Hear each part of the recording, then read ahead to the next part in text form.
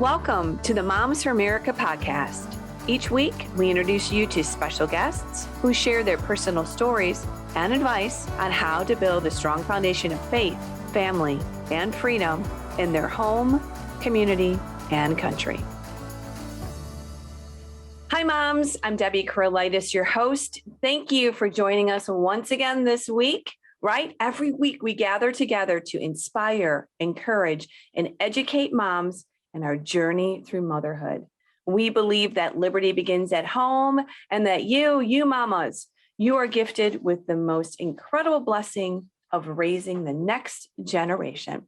Well, right on the top of the show, I want to let you know about today's exciting discussion. Today's mom is actually a new member to our executive team here at Moms for America. So we are thrilled to introduce you to her. She is going to be joining our organization. She just came on this week. So she's going to talk a little bit about her role and some of her hopes and dreams for Moms for America and how she can help us. But you may have seen a speech from this Florida mom on the dangers of CRT.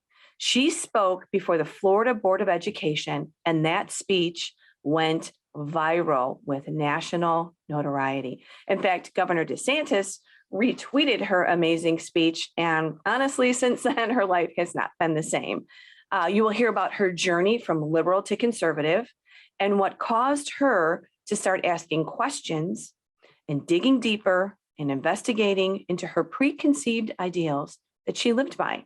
So hang tight. She's going to be joining us in just a couple of minutes. But before we get started, let me take care of a little bit of business. For those of you that are joining us for the very first time on our podcast, I want to invite you to visit our website, momsforamerica.us.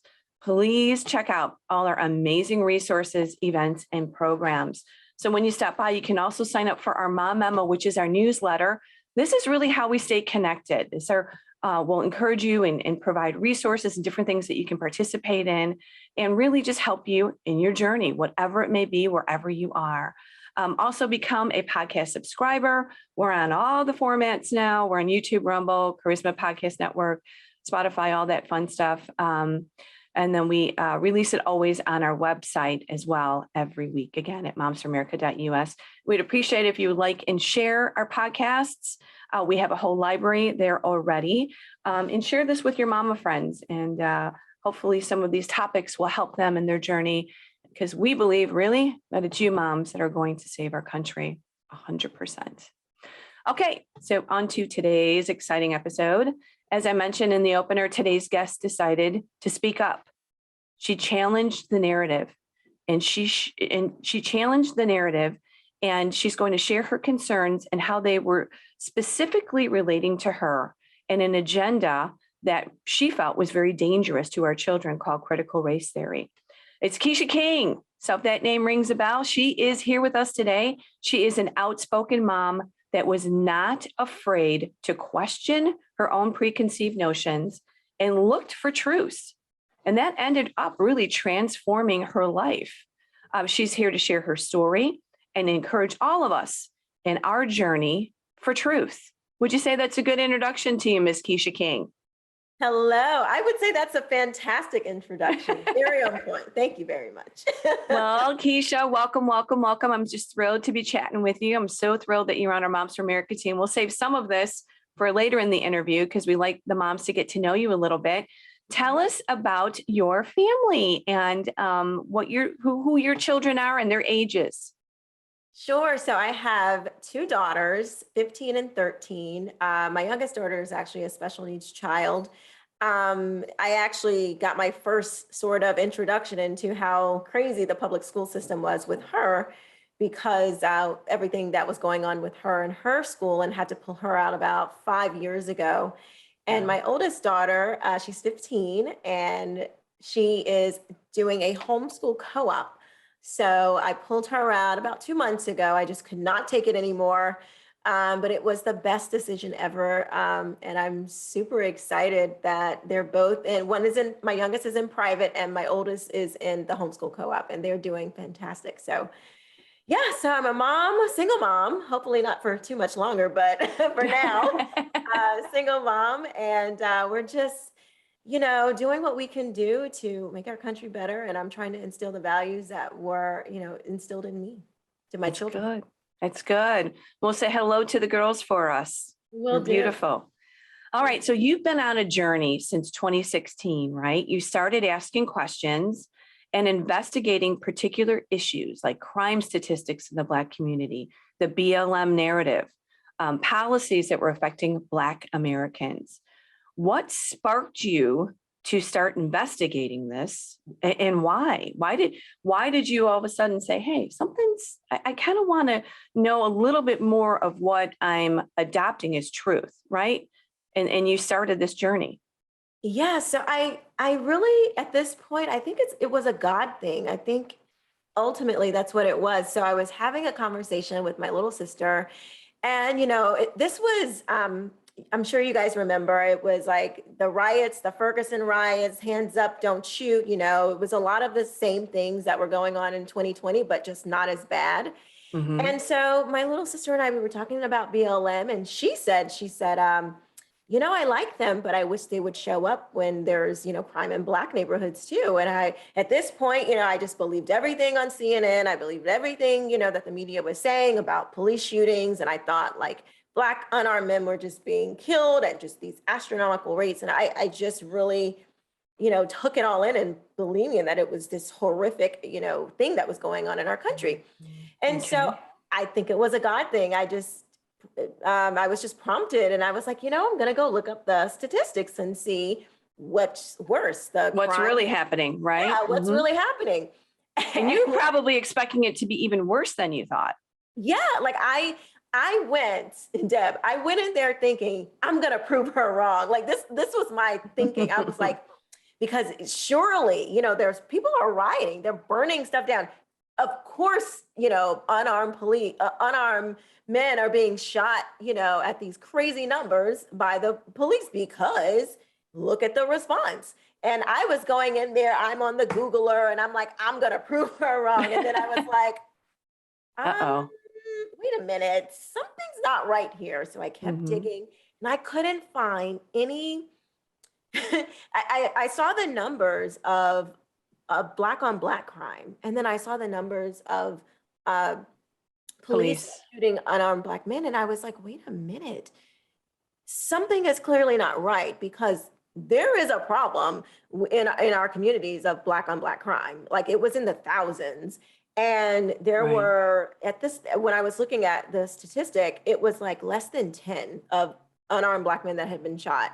And I will say unarmed does not mean not dangerous. And also, of course, Every every life, every of life course. matters. Just because it's done by the police. Every person deserves justice. So I just want to Right. say that. Of course, we want justice, but the response did not match the true problem. And so that's what sparked my initial curiosity of digging a little bit deeper. And then in my digging, I kind of started to question other narratives that I had heard about, household incomes and education gaps and things like that. And I found Dr. Thomas Sowell, I found Dr. Mhm. Walter Williams, and I found Dr. Milton Friedman. And I was like, Wow. Right. why have I not heard about these people? Thomas Sowell is literally an American genius. And, I think I'm an educated woman, but I had never heard of these people. And I'm like, where have I been? How come I don't know? And Mhm. I felt kind of betrayed, by my media, by my country. Like, how come I don't know these things? Right. How come you've These been are told things, something completely opposite yes, with such strong messaging and such strong authority? So yeah. you kind of now, this is a quote that I pulled from your website. This is something you mentioned. You said, I only knew and believed that Blacks voted Democrat and Republicans were for the rich and were racist. So this is really where you were coming from. Mhm. And this is the journey, this is the springboard from where you came. So Mhm. you kind of then realize that you were, I always hate to say Republican, because not all Republicans, I mean, every party has a lot of issues, right? But you really realized you were a conservative and that you were in the wrong political party as far as ideology. Correct. And Absolutely. so So now where do you go with this? So you start, I mean, I guess you just start running forward with a whole new set of tools that are completely different than what you believed. And how did that journey kind of move? And what did your family, what did your fellow Black American friends and girlfriends and mamas, I mean, this probably was like something now that you're championing within your own circle of friends. Mhm. Absolutely. So I think, I'm like, I have come into this new information and I'm going to share the wealth, and my family's just going to respond with this, welcoming and Right. accepting and just like, oh my God, Quisha, thank you so much. Well, so I called everybody up and I'm like, oh my God, we've been voting for the wrong people. We've got to stop. These people are not, the Democrats are not for us. They are the party of the KKK. They're the party of slavery. They're telling us that, we can't do anything. And they're putting these policies out that don't benefit us. And they don't even, the more important thing, they don't line up with our faith. And so I Right. called my family and my mother said, oh my God, she's drunk the Kool-Aid. And I was like, no. I'm telling you, I've been researching, I'm digging. I have the statistics. I can tell you, I can show Right. you. Right. And it just was not well received. And I was like, it really let me know, the stronghold that the Democrats have gained over the Black community, because it's something that these policies many of them are in direct conflict with our faith. And Right. our faith 100%. guides everything. So, Right. when you're saying, hey, look, these are in direct conflict with our faith, and you're met with a pushback, it was very confusing, but I wasn't going to let that stop me. I still had to keep it real, but I Well, was we like, can tell that nothing's going to stop you once you know the truth, girl. We can tell that by your sweet little fun personality. So as you're talking about this, it kind of reminds me of something that you mentioned to me when we talked on the phone the other day. And this is probably something that all of us do in different ways. And it's very freeing when we get over it. You told me in a conversation that your skin color became an idol.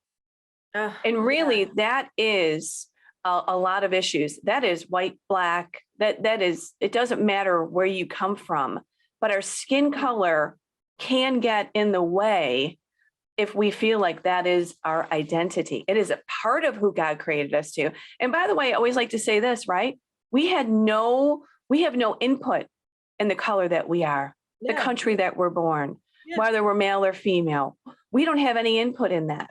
So we can't make it an idol because we had nothing to do with it. It is only Christ that created us just the way we should be. But I think we do get caught in these lanes and they become detrimental. So tell us about that. Your skin color became an idol and how that was revealed to you. So after I had learned about Dr. Thomas Sowell and Walt Williams and Milton Friedman, I'm dealing with all of these, this newfound information. And I was sitting on my couch one day and just thinking about everything that I had learned and how I had never knew all of this stuff and just thinking all about it. And the Lord put in my heart, he said, your skin color has become an idol in your life. And it was so true. You know how when God drops something on you and it was like a truth bomb, just like exploded. And it was so true. And I was looking back over everything and he just kept going. And then he showed me, he was like, on Sunday, you say that I am Lord and I can move mountains and you're more than a conqueror and all these things. But Monday through Saturday, you're oppressed. He says, I think I'm greater than racism. Oh my God, Deb, I was like, he was showing me the conflict that I had in my mind. And, the Bible says, an unstable man, oh my gosh, I'm forgetting the scripture, but a double-minded man is unstable in all of his ways. And God was just showing me how I was being double-minded and it was creating instability. And not only that, but when I was telling my children these things and when I was looking at my life through this very racial lens and not looking at my life through Christ, God was showing me that I was speaking curses over my children. And because I was so off. I was Right. so off into something that is not what God had intended for his people to do. And it was so freeing. I felt like 10,000 pounds were lifted off of me. I felt like I could Because with conquer. that is so much anger, right? And so Yes. much despair. And you just feel like, you've been dealt the wrong hand and you're Mhm. never going to make it.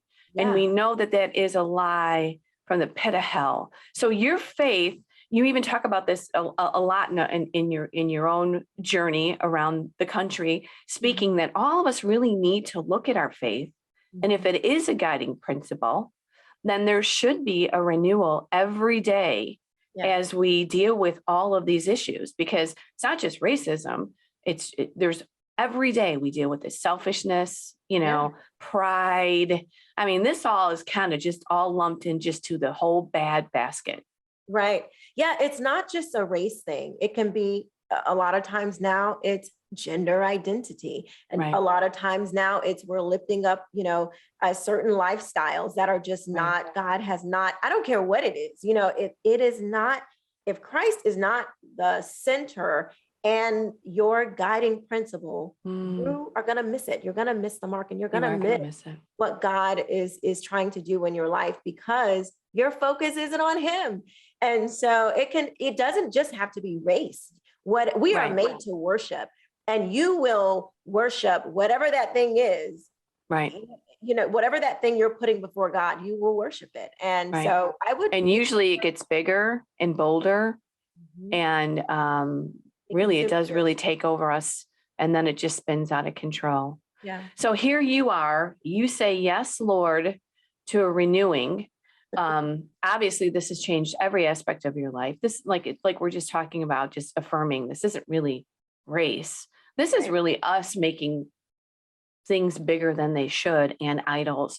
So you let God direct you into really this whole new world, a beautiful healing, it sounds like, and a beautiful opportunity to Yeah. encourage and inspire others. So you kind of got yourself together when critical race is being exposed during the whole COVID uh, craziness. You Mhm. wrote yourself a really nice little speech, got yourself together. You went to the Florida Board of Education, Yeah. and you spoke on critical race theory Mhm. and how it was categorizing children into oppressed and oppressor. Really very insulting to me that we think our children are not able, either they're just horrible oppressors or they're the oppressed. I just can't believe we would teach this to children. This is Right. terrible. And really, moms, we all got to wake up about the critical race theory because it is hitting all of our schools. It is complete indoctrination. It is happening on every level. We talk about this so often, but I kind of want to just have you talk about this speech and what your hardcore core message was to that school board and to America, because this baby went viral and everybody was like, yep, I'm agreeing with her. Yeah.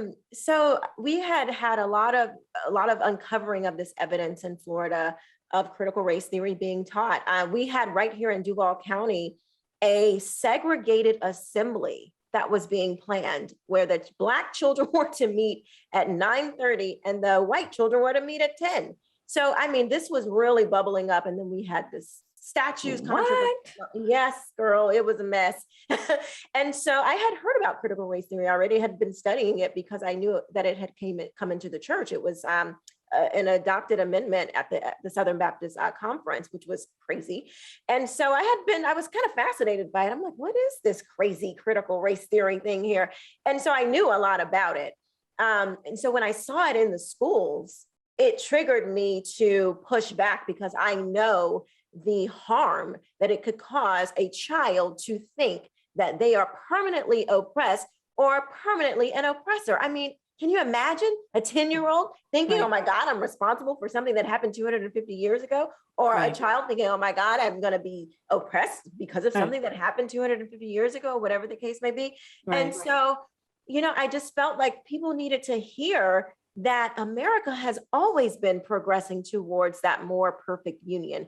I kind of think of Mm, it like this. If I you love that. think that a church is perfect, then you shouldn't attend because you're going to be the one to make it imperfect. And I kind of look at America like that. it feels like people are looking for America to be perfect because we have this Or have a perfect history, right. right?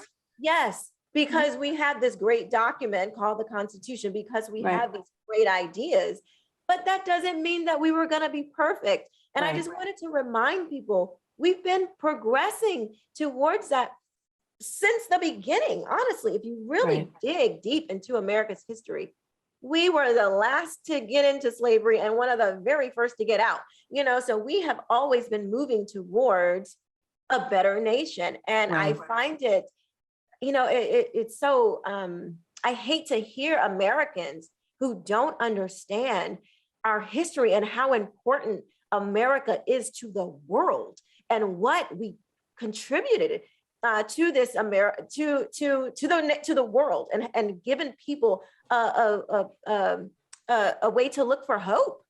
And Mhm. so I just wanted to communicate that. But critical What- race theory is opposed to all of that. Right. And so I just felt like it needed to be said. Well, you did a heck of a job on that speech. In fact, obviously, people resonated all across the country. What are some of the terms that moms would be looking for? Like I hear racial sensitivity. That's a new one that I'm hearing. What are some of the terms that the moms right now need to be aware? Equity, diversity, all these things are all kind of packaged. What are some things that they need to look for? Yeah, so equity is a big one. Culturally responsive teaching, same acronym as critical race theory, but they say, oh, it's just culturally responsive teaching. Okay. SEL, that's social emotional learning. Let's see, what are some other ones? Those are probably the main ones. And then you want to also look at the sex ed that's happening, because we've been discovering that there's pornography in schools too. So a lot of the Right. gender identity stuff that's going on. You want to be aware when you see diversity, equity, and inclusion. Yes. That was the program That's the same program that had just started here in Illinois too, because it sounds so good. Why wouldn't we want to be diverse? Why wouldn't we want equality? But it just drives us to these to such an end of a matter that just brings us all to hop into different camps. Right. There's nothing unifying about it. That's right. It really just brings us into different camps. And it's like, okay, you're over there, you're over there. Now somehow this is supposed to bring us together. No. There's a reason for that, Deb, because critical race theory is directly tied to Marxism. Correct.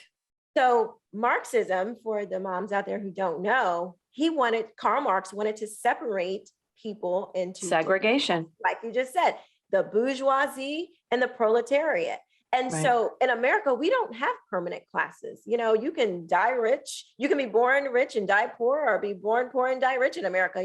There's opportunity here. And so what these Marxists who have infiltrated all of our major institutions have done is to use race as the divider and say, oh, well, if you're this, then you're permanently an oppressor. If you're that, you're permanently oppressed. And so that has been the thing to really divide. So this thing is really, really serious. This is critical big. Race theory is very serious because it is Marxism, and that leads to communism.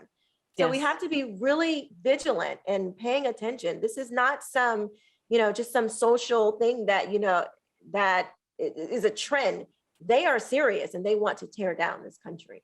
Right. And we've had different folks talking about this. And actually, one of the most insightful one was critical theory. I had a guest on that talked about this because critical theory goes into every area. It goes into race, oppressor. It goes into gender. You're gay, you're straight, right? You're the oppressor. It goes into vaxxed.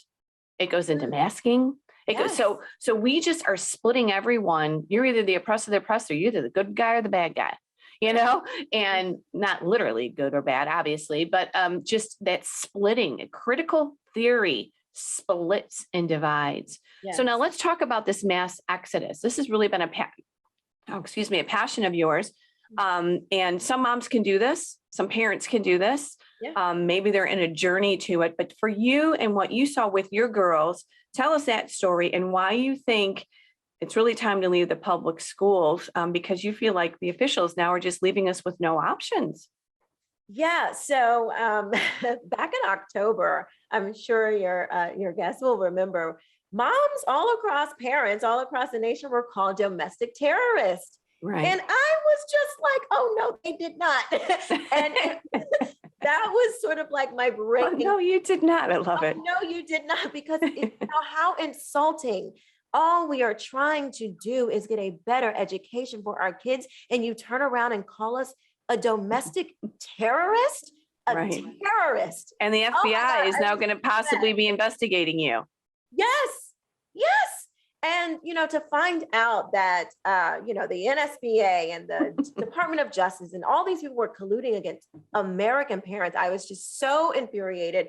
And Right. someone had asked, I was at the Pray Vote Stand Summit in Virginia, and someone asked, like, kind of, what do we do? And I said, at this point, being called a domestic terrorist, when the government has come against you, let's just leave the system. We just need a mass exodus, because not only do you get your kids in a better learning environment, you also pull the money from the system, because the money follows the kid. It's a twofer. Right. And so then we can have some leverage into start, changing some of these systems. And so, I refuse to leave my kids in a system that was not benefiting them and that was trying to make them into something that they were not, and trying to instill values that I do not teach my children. And so it is a sacrifice. I'm not going to lie to you. Right. It's a sacrifice. I'm a single parent. It's hard to do. It's not easy, but it's worth it. Right.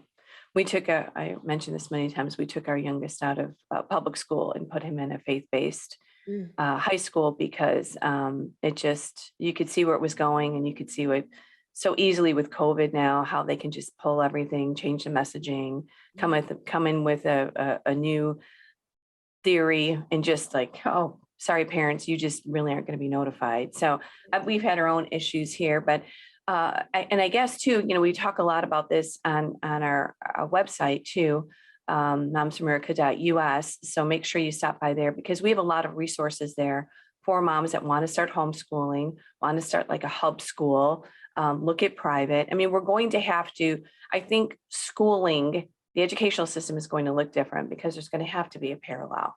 Absolutely. There's going to have to be options. What about the moms that kind of can't do it right now? Yeah. What would you say to those that they really have to be talking a lot, and we talk with our guys a lot about the culture and about their faith and about who they are, and not buying into the progressive ideas at their school? Yeah. Or the influencers. While my daughter my oldest daughter was still in public, I talked to them a lot. And just really quick, I have to tell this funny story. So while my daughter was still in public school, her teacher was talking about communism, and a kid raised his hand, Mrs. So-and-so, what's communism? And she said, oh, it's just sharing land. So my daughter, because I have these conversations with her, of course, she pulls him to the side and she goes, it's more than that. They're going to kill you. Communism is so bad. They're killing millions of people. It's true. It is true. But that's what I would say to parents who can't make that leap right now. Right. Talk to your children. And I will say, the cottage meetings, fantastic way to gain insight and really get some good ideas on how to raise patriots and how to raise young people who understand what America's about, who understand what these other ideas are about, like communism and Marxism and socialism and things like that. And so if you can't make that leap to pull your kid out of school, or maybe, your state doesn't have, like things like school choice, then you can use your voice as a parent to be the loud one in their ear when they hear these crazy things in school, that they can pull their friends to the side and say, no, it's not that. And so I would encourage parents to be the loud voice in their children's mind. That's right. Well, let's talk. You mentioned the cottage meetings. We talk about this every week on the podcast. It is our signature program. You, in your new position with Moms for America, as the Executive Director of Education and Membership. You are going to be developing and providing and just really making sure that moms all across our country have the tools to teach their children and to just be a firecracker all across the country for truth, family, freedom, and the Constitution. So your position and the cottage meetings and the education that we provide, you want to just talk a little bit about that? I know you were on your cottage meeting the other day and you just felt super, super inspired and really just ready to go. Every week, these cottage meetings are virtual right now, and we're going to have a little bit of a rollout of video that we've done in a new book that we're packaging. But just how you felt with the cottage meetings and how important it is that we train up the moms, right? Healthy mom, healthy home. Yeah. So I was blown away. And it was like, this is another God thing. I'm like, oh my God, this is so great. I was so inspired by all the moms who were there, hearing their ideas, just seeing and really getting a great understanding that this is how we change the nation. Because even if you are able to pull your kid out, you still need to be present in their life. You Right. still need to be, because there's still going to be influence. I mean, we have cell phones, we got TV, it's crazy. So we still need to be the guiding force in our kids' lives.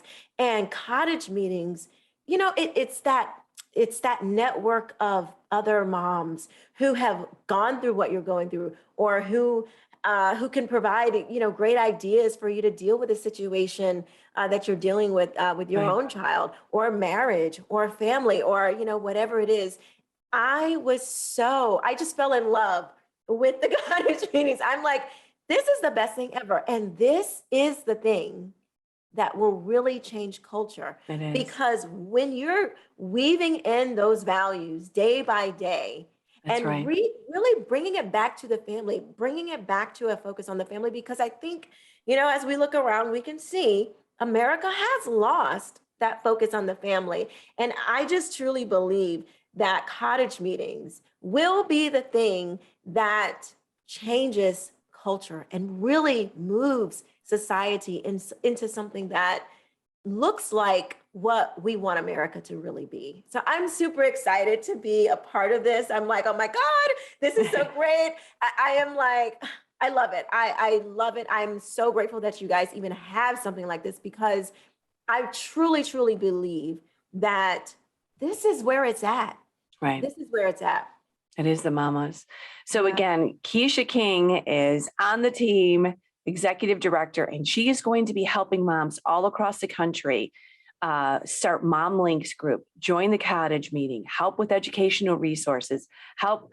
We don't have per se membership. We have moms all across the country that say yes and kind of join the movement. So Yeah. Keisha's going to be doing that all across the country. You're going to see her speaking for Moms for America and just connecting with moms in all kinds of ways. Again, the cottage meeting is a 12-part series where moms learn about America's history and heritage, the principles of liberty, and it helps you build a foundation of freedom in your family and in your community. It's kind of like your little tribe of girls in your neighborhood, or you can do it virtual as well, but you have them in your home, you set them all up, and then you all get together and you just get this kind of little powerhouse together, and you can go ahead and change each home, change your schools, change the culture, change the community. It's just absolutely amazing. It truly is. I love it. I am so excited. I don't even have words to tell you how excited I am. I'm like, this is exactly what every single mom in America needs. This is what they need. Yeah. All right. So Well, Quisha, you are super, super. Any words of advice for our moms listening today? just be ready, because I'm going to be following up with you. I'm going to be talking with you. I am so excited. I hope I don't come off as too annoying, but I am really excited about the cottage meetings. So I'm asking for forgiveness up front if I'm, a little bit overbearing and, too excited. So forgive me. Listen, your energy is electric and we love it. So you're going to be just a great addition. So look for Quisha, look for information. Again, please stop by Thanks, Quisha, for joining us today. Thank you, moms, for stopping by for the Moms for America podcast. We love you. We are here for you. And we're just thrilled that you are a part of the Moms for America revolution. And remember, moms, let's keep changing our world one home at a time. See you next week.